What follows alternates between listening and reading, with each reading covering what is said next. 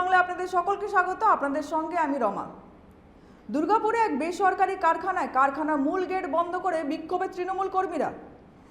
স্থানীয় তৃণমূল নেতৃত্বের বিরুদ্ধেও ক্ষোভ। দুর্গাপুরের সগরভাঙ্গা শিল্প তালুকে কাজের দাবিতে তৃণমূল কর্মী সমর্থকেরা বেসরকারি কারখানার মূল গেট আটকে বিক্ষোভে সামিল হন।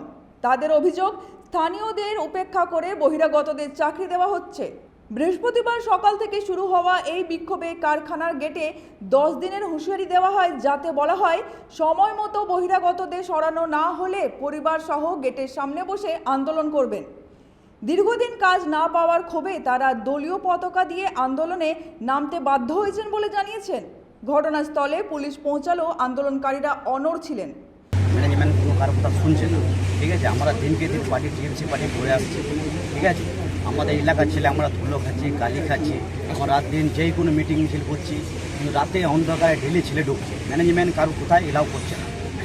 এবারে আমরা দিনকে দিন খেটে যাচ্ছি আর ডেইলি ছেলে ঢুকছে। অথচ আপনারা চাকরি এলাও করছে না।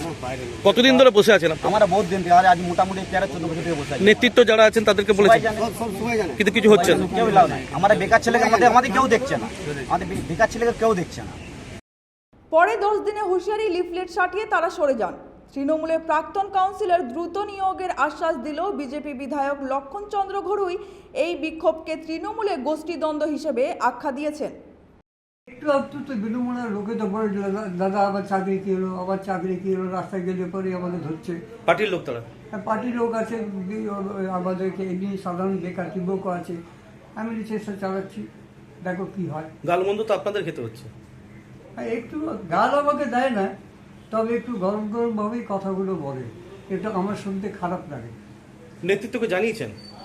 নেতৃত্বকে জানিয়ে কি হবে, তারা তো বলেছে আমাকে খুব শীঘ্রই আমি ওখানে গ্রাফাইটার রিক্রুটমেন্ট আমরা করে দেবো, এটা বলেছি। কিন্তু এর মধ্যে লোক কি করে ঢুকে যাচ্ছে? এখন ওটা তো আমাদের কোনো হাত নেই। এই ঘটনা গ্রাফাইটের ক্ষেত্রে বারবার ঘটেছে। আমরা বারবার বলেছি যে দুর্গাপুরের যারা বেকার যুবক, এলাকার যুবক, যারা জমি দিয়েছে, যারা সম্পত্তি গেছে, যারা প্রতিদিন ধোঁয়া খাচ্ছে, যারা পলিউশনে ভুগছে, তারা চাকরি না পেয়ে বাইরের লোককে টাকার বিনিময়ে চাকরি দিয়েছে তৃণমূল কংগ্রেসে। এবার বারবার বলেছি, আর আমাদের বলার পর তৃণমূল কংগ্রেসে বলতে শুরু করেছে এখন যে বাইরের লোককে নিয়োগ করা কেন হচ্ছে, টাকার বিনিয়োগ করা কেন নেওয়া হচ্ছে। কয়েকবার গেট জাম হয়েছে, আজকেও তার ব্যতিক্রম হয়নি। এবং তারা 10 দিন টাইম দিয়েছে, যদি তারা এই অবস্থার পরিবর্তন না হয় তাহলে তারা গেট অনির্দিষ্টকালের জন্য বন্ধ করে দেবে। আমি সহমত পোষণ করি। কেন? যারা ধোঁয়া খাবে, যারা কালি খাবে, যারা জমি দিয়েছে, যারা ঘরে পাশে থাকেন, তারা চাকরি পাবেন না, আর বাইরের লোক টাকা বিনিয়োগে চাকরি পাবে কেন?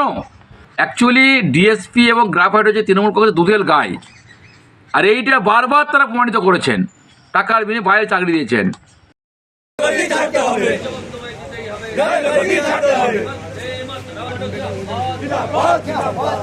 দুর্গাপুর থেকে সনাতন গড়াইয়ের রিপোর্ট, 99 নিউজ বাংলা।